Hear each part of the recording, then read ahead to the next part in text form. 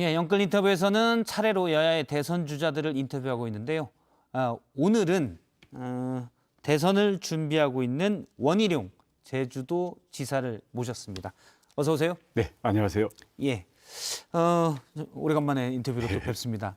야권의 대선 주자가 많습니다. 국민의힘 소속인 분도 있고 아닌 분도 몇 분 계시고 10명이 넘는데 원희룡 지사님이 왜 보시기에 대통령이 왜 돼야 한다라고 본인 생각하시는지요? 네, 저 원희룡만이 예, 이낙연이든 이재명이든 민주당 후보와 싸워서 이길 수 있는 필승 후보이기 때문입니다. 왜냐하면요, 우선 전적이 말해줍니다. 저는 예. 오전 5승의 사나이입니다. 민주당과 겨뤄서는 예. 한 번도 진 적이 없습니다. 그리고 이번 대선은 아마 어마무시한 네거티브 선거가 될 가능성이 많은데요. 예, 지금도 어떤 많이 나오고 있죠. 예, 어떤 네거티브도 뚫고 갈 가장 강력한 방어력을 갖고 있는 사람이 바로 원희룡입니다. 우리 국민의힘이 대선에서 승리하기 위해서는 우선 당 내에서는 보수의 정통성으로 예. 압도적인 지지를 모아내야 되고요.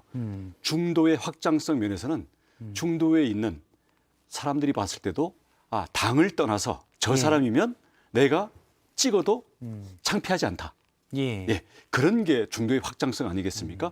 그런 면에서는 보수의 정통성, 중도의 확장성, 양쪽을 겸비하고 있는 사람이 바로 저입니다. 예. 저는 20년간의 3선 국회의원 또 8년 동안의 제주도지사로서의 행정 경험을 통해서 대통령에게 필요한 풍부한 행정 경험과 고도의 정치력을 갖고 미래 비전과 예. 국정을 잘 운영할 준비가 다 되어 있습니다. 이렇게 그런- 준비가 다 돼 있다고 하시는데요. 사실 이전에도 대선에 나오셨었죠? 2007년에 2007년에 40대 초반의 나이에 출마를 해서 당시 이명박, 박근혜, 홍준표 후보와 겨뤘습니다. 예, 제가 3위를 했고요. 경선, 본선 경선이죠. 그래서 3위. 예, 당시 1위, 2위는 이미 대통령 다 하셨고요. 4위 하셨던 홍준표 후보는 4년 전에 나가서 대선 주자가 됐었죠. 예, 실패하셨죠. 이제 당시 3위를 했던 원희룡이 행정 경험과 정치력이 더 풍부해져서 이제 나서는 겁니다. 물론 이제 2007년은 저희가 잘 알고 있듯이 이명박, 박근혜 두 후보의 거의 혈투가 그렇습니다. 벌어졌던 때여서 네. 많은 표가 이제 그 두 분에게 몰리긴 했었고 네. 어쨌든 거기에서 바로 그 다음에 네. 경선에서 득표율 3위를 당시 한나라당인가요? 그렇습니다. 네. 했었고요. 그런데 이미 40대 초반부터 두각을 보였었고요. 많은 분들이 아시는 이름, 이제 보수의 남원정, 거기에 원을 담당하고 있습니다. 그렇죠? 그래서 네. 개혁적으로 다 알고 있는데 지지율을 잠깐 보면 오늘 나온 한길리서치의 조사입니다. 범야권 차기 대선 주자 지지도 저 뒤에 좀 지지율 현재 범야권 후보 중에 낮게 돼 있습니다. 왜 그렇다고 보십니까? 제가 지난 8년간 아름다운 제주를 핫플레이스로 만드는데 전념하고 있었습니다. 예, 이제 대선을 위한 본격적인 정치는 아직 지사직도 사퇴를 안 했고요. 아직 출발도 안 한 상태입니다. 예, 저는 마라톤을 풀코스를 8번 뛰었던 사람인데요. 이제 출발을 해서 본격적인 경선이 무대가 만들어져서 이제 땀이 나고 몸이 풀리면 속도를 내고 막판 스퍼트를 할 겁니다. 제가 마라톤을 해봤는데요. 예. 이 대선같이 아주 크고 오래 걸리는 이런 레이스에서는 오버페이스가 가장 위험합니다. 이제 시작입니다. 이제 시작입니다. 네. 그러니까 이미 뭐 2007년에 대선 주자로 분류가 됐었고 또 제 기억으로도 2012년 대선, 2017년 대선에도 원희룡 지사가 출마할까, 그러니까 이른바 잠룡으로 분류가 돼 있었는데 이번에는 확실히 출마할 거고 그렇기 때문에 이거는 아직 활발한 활동을 하기 전이어서 그렇지 달라질 거다라는 말씀이시군요. 네, 2012년 당시에는 대선은 불출마한다. 예, 선언. 그리고 국회의원도 자진해서 3선으로 사직을 했고요. 그래서 재충전과 저를 다시 돌아보는 성찰의 시간을 가지려고 했는데 이제 고향인 제주에서 예. 우리 지방선거에 부름이 있어서 나가서 아까도 말씀드렸지만 요즘 제주 보시지 않습니까? 예. 아주 차원이 좀 달라졌죠. 거기에 전념하고 있었기 때문에 사실 중앙정치 면에서는 아무래도 시야에서 좀 멀어지면 관심이 좀 멀어지는 면이 있죠. 그래서 그런 점에서 예. 예. 제주지사는 언제 지금 현재 제주지사신데 2014년에 취임해서 언제 그만두실 생각입니까? 미리 이제 그만두시겠다고. 예, 지금 저는 공직윤리와 예. 코로나 방역 책임 사이에서 고민을 하고 있는데요. 6월 말에 행정부지사가 오셔서 코로나 방역의 대행 체제도 예. 지금 많이 다져지고 있기 때문에 빠른 시간 내에 정리할 생각입니다. 다음 주쯤 정도가 네, 빠르면 그렇게 될 것 같습니다. 예, 알겠습니다. 앞서 말씀하신 중에 지금 이번 선거에서는 네거티브가 심할 거다. 그런데 다른 후보는 견디기가 어렵고 나는 그런 문제점이 없다라는 취지로 말씀하셨는데 이 다른 후보는 일단 윤석열 후보를 말씀하시는 건가요? 모든 후보가 자기의 살아온 인생, 자기의 주변 관리, 예. 그리고 정치 지도자로서의 갖고 있는 인격, 품격 이런 문제에 대해서 무한 검증을 받는 것은 당연한 절차이고 예. 필수의 조건입니다. 특정인을 얘기하는 게 아니라 저 자신도 마찬가지죠. 저 자신도 어떠한 엄격한 기준에 의해서 어떠한 문제라도 그것이 대통령직을 수행하는 자신과 주변에 대한 문제라고 한다면 예. 저는 100%의 투명성을 가지고 무한 검증을 받아야 받아야 된다. 되고 저는 거기에 당당히 임할 것입니다. 지금 말씀하신 내용을 보면 저희가 사실 뭐 사생활의 문제에 대해서는 웬만하면 안 다루려고 했는데 최근 일부 매체에서 윤 후보 부인의 결혼 전 생활에 대해서 의문을 가졌고 물론 윤 후보 측은 오늘 전혀 사실 무근이다. 법적 대응도 하겠다라고 밝힌 바가 있습니다. 일부에서는 윤석열 후보 야권의 현재 지지율이 가장 높으니까요.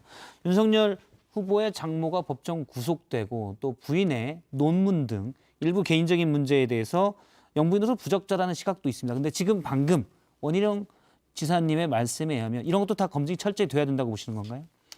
저는 부당하고 근거 없는 그러한 음해 공작, 정치 공작에 대해서는 과거에 여러 사례가 있었지 않습니까? 예. 그런 점에 대해서는 우리 야권은 하나가 돼서 맞서 싸워야 된다고 생각하고요. 거기에 원희룡이 앞장설 겁니다. 하지만 그런 공세 여부를 떠나서 국민들이 궁금해하고 또 대통령직을 수행하는 자신과 주변의 문제에 대해서 제기되는 문제에 대해서는 예. 어떠한 성역도 없이 그리고 투명하고 당당하게 그리고 구체적인 근거를 가지고 오히려 선제적으로 임해 나가야 된다고 생각합니다. 그것은 그러면, 후보의 예. 도리죠. 그러면 이제 야권에 나중에는 한 명의 대선 후보를 뽑는 작업이 이루어져야 되니까요. 네.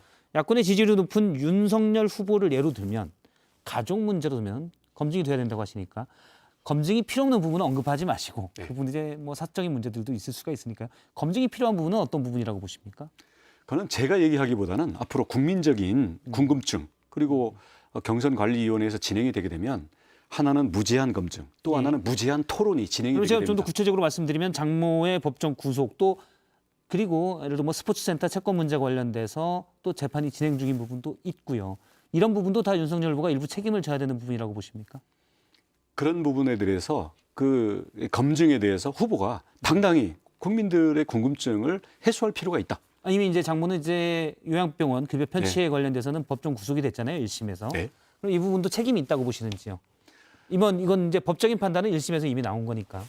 그 장모에 대한 법적인 책임을 예. 과연 사위가 져야 되느냐 이런 문제들에 대해서는 그 구체적인 사안을 봐야 된다는 생각이고요. 일부 여권에서는 그래서 당시에 이제 무조건- 윤석열 후보가 고의 검사했기 때문에 예.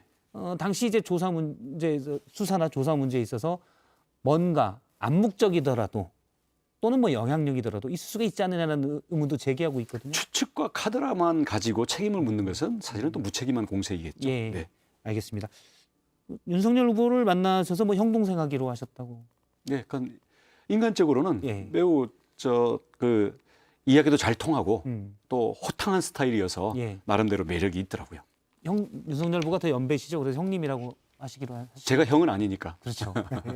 혹시 형이어서 좀 부담스러워서 말을 조금 이렇게 뭐 검증에 대해서 좀 날카롭게 말씀하시는 건 아닌 거죠. 아, 그렇지는 않습니다. 저는 윤석열 총장은 정말 대단한 파이터입니다. 문재인 대통령의 맞선 검찰총장으로서 저 정도 싸울 사람 예. 쉽지 않습니다. 그리고 그러한 이 윤석열 총장의 행동으로 인해서 정권 교체 희망도 생겼고 국민의 지지가 실체가 생긴 거거든요. 저는 그 점에 대해서는 당 안에 있든 밖에 있든 동지다라는 생각으로 보호도 할 것이고요. 하지만 과연 대통령으로서 적임자인가? 이건 또 전혀 다른 문제죠. 크게 두 가지 문제가 있습니다. 우선 하나는 이제 새로운 대통령은 문재인 정권의 그 무능으로 인한 여러 가지 실패 그리고 불공정으로 인한 여러 가지 내로남불 이것을 깨끗이 청소를 해야 되는데요. 예. 윤석열 총장이 만약에 그 청소를 하게 되면 보복의 프레임에 걸려들게 되는 문제가 있습니다. 그러면 나라는 갈라지고 미래로 못 가고 과거에 붙들리게 되는 문제가 있고요. 그게 첫 번째 문제고요. 예. 또 하나 문제는 국정 운영이라는 것은 많은 행정 경험과 고도의 정치력이 필요로 되는 그런 영역입니다. 과연 거기에 대해서 준비가 돼 있는가? 그런 충분한 자질을 가지고 있는가? 그렇기 때문에 문재인 대통령과 용감하게 잘 싸웠다라는 그러한 국민의 질문은 이제 찬바람이 불기 시작하면 누가 문재인 정부보다 잘 할 것인가? 지금 왜냐하면 말씀으로 보면 윤석열 후보가 과연 정치인으로서 대통령으로서의 자질이 돼 있는가라는 이제 의문을 제기하셨잖아요. 네. 그건 이제 잘 모르겠다는 의문인지 아니면 이런 면을 봤을 때는 자질이 없는 것 같다라고 생각하시는 건지요. 결론적으로 저는 쉽지 않을 거라고 생각합니다. 예, 예를 들어 그렇기 때문에 자질이 없는 거를 보인 거는 없었나요? 원희룡 지사님이 보시기에 이런 현- 부분을 보니 자질이 없더라 이런 건 아닌가요? 현재를 보면 국가 운영이라는 그 비전 네. 그리고 거기에 대한 구체적인 나름대로의 준비 이 부분이 좀 허술한 것 같거든요. 허술하다. 예, 그러니까 그런 점에서는 지금 보여주는 정도의 그런 국정 비전과 준비 그리고 이 사람들을 모아서 하나의 국정 운영의 체제를 만들어 나가는 이런 걸 봤을 때는 현재는 큰 물음표를 해소시키기에는 한참 부족하다. 만약에 그런 수준이라면 앞으로 물론 우리가 치열한 경쟁을 해서 가겠지만 저는 최종 주자로는 윤석열과 원희룡 중에서 선택인데 예. 국민의 최종 선택은 원희룡이 될 것이라고 생각합니다. 알겠습니다. 일단 좋은 형님이지만 네. 대통령의 자질은 큰 물음표다. 윤석열 후보가. 예, 대통령 한 나라의 대통령이 되는 문제가 형님 동생과는 전혀 무관한 문제죠. 예, 알겠습니다. 그러면 지금 윤석열 후보와 원희룡 후보의 최종 싸움이 될 거다라고 하셨는데 최재형 후보는 어디 있습니까? 신경 안 쓰셔도 되는 겁니까? 참 훌륭한 인품이라는 이야기는 많이 듣고 있습니다만은 사람 좋아 보이기로야 문재인 대통령이 더 했지 않습니까? 성적으로 말씀드리면. 예, 그러면 이 나라 운영은 전혀 다른 문제이거든요. 특히 지금 정치 선언을 하고 이후에 하시는 여러 가지 말씀들을 보면 좀 막연한 좋은 말씀들이 많아서 저 정도 가지고는 이 갈등과 위기의 대한민국을 통합하고 미래의 대한민국으로 이끌고 나가는데 과연 준비가 돼 있는가? 저는 예. 현재로는 부정적으로 봅니다. 예, 쉽지 현재는요. 않을 거다. 그러면 네. 2007년에 경선에서 네. 원희룡 지사님이 3위 하실 때 4위 하신 홍준표 지사, 네. 홍준표 의원님이죠 지금. 네. 의원님은 어떻습니까? 뭐 이제 아예 논외입니까? 뭐 이 보수의 뭐 마다들이라고 하시는데요. 근데 함부로 말씀하시는 거나 아니면 다른 후보들을 해코지 이렇게 하는 거 보면은 예. 마다들로서의 그런 이 행시라고는 좀 안 맞기 때문에 과연 그 프레임, 함부로 한다라는 그 프레임에서 자유로울 수 있는가? 그러니까 그런 점에서는 저는 중도의 확장성 면에서 근본적인 벽에 부닥쳐 있다고 생각합니다.